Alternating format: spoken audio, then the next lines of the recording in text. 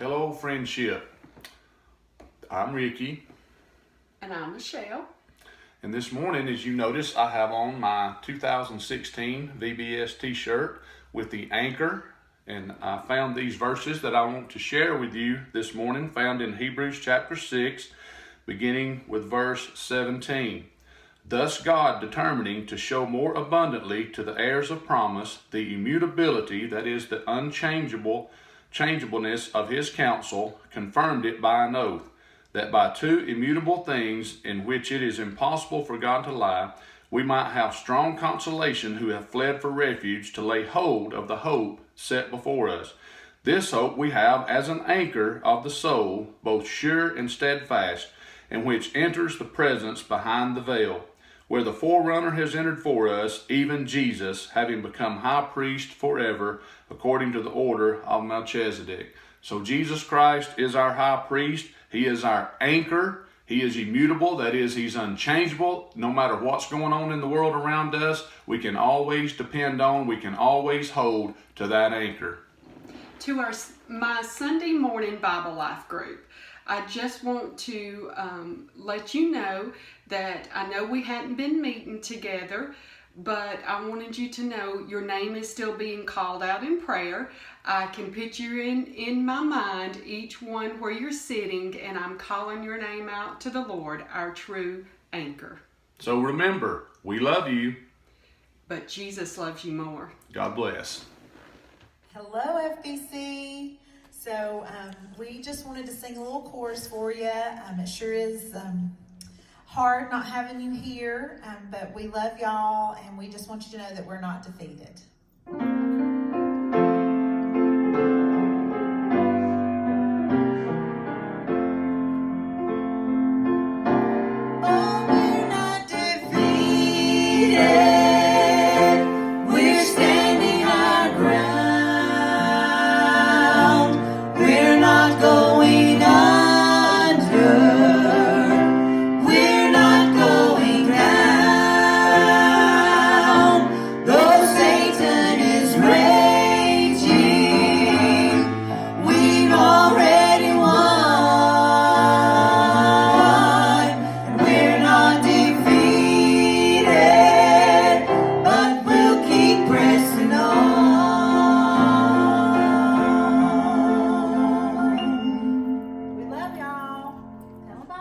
Bye.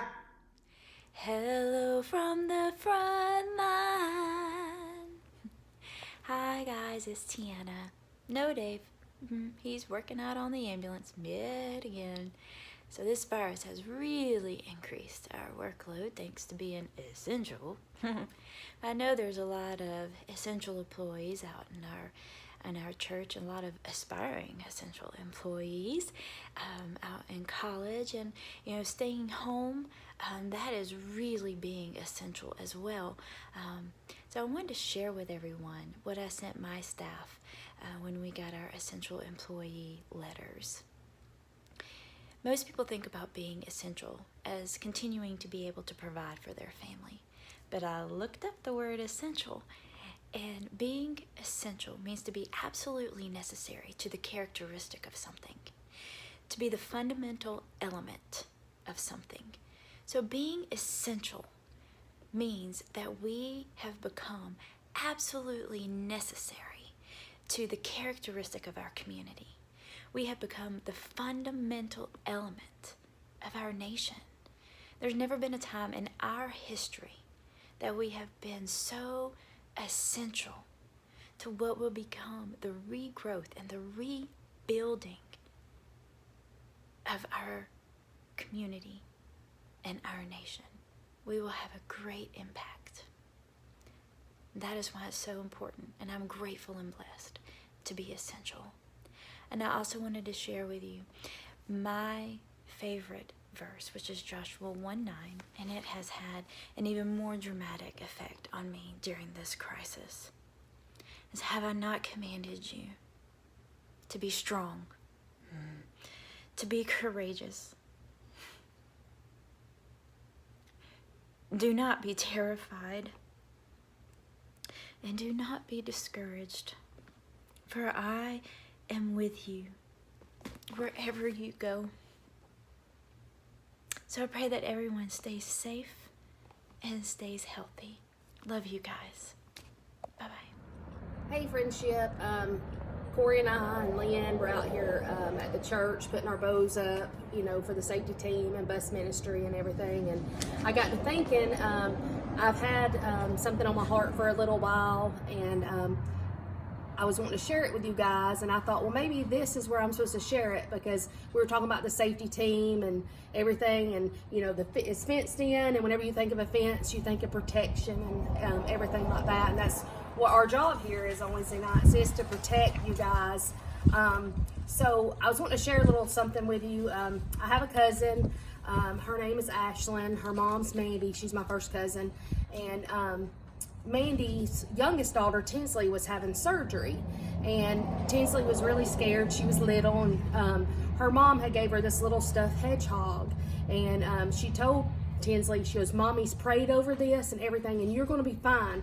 Know that God's got you, that he's going to put a hedge of protection around you, and you're going to take this little hedgehog into your surgery, and you're going to know that the Lord's got you, that Mom's prayed over this, the Lord's going to take care of you, he's going to put that hedge of protection around you. Well, one night, a few weeks ago, Ashlyn was, in her room, and she knows that God's got this, but she started questioning, feeling sad and everything, and her little sister noticed that she was having a hard time with things, and she told her sister, she said, here, I want you to sleep with my little hedgie tonight, just so you know that the Lord's put a hedge of protection around you, and just know that God's got this, and don't worry about it. You don't have to worry about all this sickness, because he's got us no matter what, whether we get sick, not get sick, he's got a hedge of protection around us, and he's going to take care of us, because we are his, nobody else's. And so I just wanted to share that with you, because I just thought it was precious that, and it comes from, to mom, to a little one, sharing the love of God and knowing that he's got this, and he can help anybody at any time in any need. So I love you all, I miss you, and I can't wait to get back to my middle schoolers. Hey guys, y'all just keep the faith. God's got this. He walks with us every day, hand in hand. So y'all just keep praying, and we'll be back soon to our middle school class. And just keep praying. We love y'all. Bye. Hello, everybody. I'm out here listening to the birds sing this morning. I hope everybody's doing well. I sure do miss going to church on Sundays, and miss Wednesday nights or Wednesday night suppers, and I miss choir practice. And I miss the super seniors.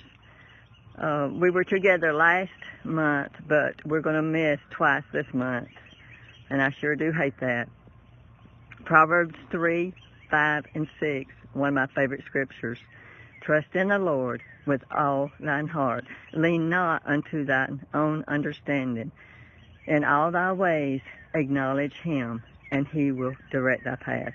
We should always trust God more and more every day, and lean on him more every day, especially in these times. I love you. I miss you. Please stay safe. Hey, this is Irene. I'm missing seeing all you at church. Be so glad when this is over with, when we can get back to church. Love you all. Bye. Hey everybody, I hope you're having a beautiful spring. The flowers and the trees and everything looks so pretty as spring comes about. As Mama and Hazel and I have been sheltered in place for over 3 weeks, it's given me time to work on that church history book, and it's brought me many smiles as I see you get your first Bible when you were born and came to church for the very first time, and then you got another Bible when God had reborn you when you were saved, and you were baptized and got another Bible then, and it's just brought a lot of smiles to me.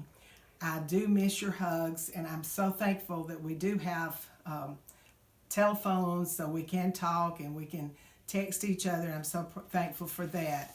I wanted you to read you something that comforts me during this time, and this was probably some words that Jesus spoke, I think, during Holy Week. It is from Matthew 23 in the Message, verse 37. Jerusalem, Jerusalem, murderer of prophets, killer of the ones who brought you God's news.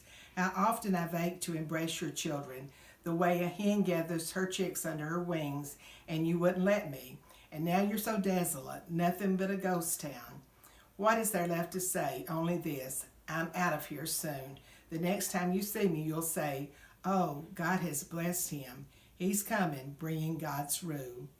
I hope you have a good, safe day. Thank you. Miss you. Hey everyone, my name's Danielle and I help with the Mission Friends class on Wednesday night. And I'm John Clark, and I help with the youth choir and sing with the praise team, the brothers and sisters. And we just want to share some encouraging words with you guys, some scriptures that have really come to mind and been on our hearts this week, especially during this time. The first one is Psalms 27, verse 14. Which says, wait for the Lord, be strong, and let your heart be courageous. Wait for the Lord. And then the last ones we want to share with you guys is Psalms 107. Which says, then they cried out to the Lord in their trouble, and he brought them out of their distress. He stilled the storm to a whisper, and the waves of the sea were hushed. They rejoiced when the waves grew quiet. Then he guided them to the harbor they longed for. Let them give thanks to the Lord for his faithful love and his wondrous works for all humanity. Love y'all. Love you, miss you. We're praying for you. Bishop Baptist Church. Our words of encouragement this week come out of the book of John, chapter 14, 27. As Jesus is sitting with his disciples in the upper room, sharing their Last Supper, and his followers are uncertain about what's fixing to happen and what their tomorrows will look like. And he's giving them reassurance, and these are the words that he leaves them with. Peace I leave with you. My peace I give to you. Not as the world gives do I give to you. Let not your heart be troubled, neither let it be afraid. Such comforting words that we can hold on to in our times of trials and difficulties that we face. During this coming week, if you feel in fear and anxiety starting to creep in, just sweep it out your temple. Open the door and just sweep it out. Get rid of it and cling to the fact that God has left us his peace. His peace I leave to you. Cling to that. I pray this week that you stay hopeful, stay praying, and stay in his word. Hello, Friendship family. I miss all of y'all so much. I hope and pray that everyone is doing well and making the best out of the current situation.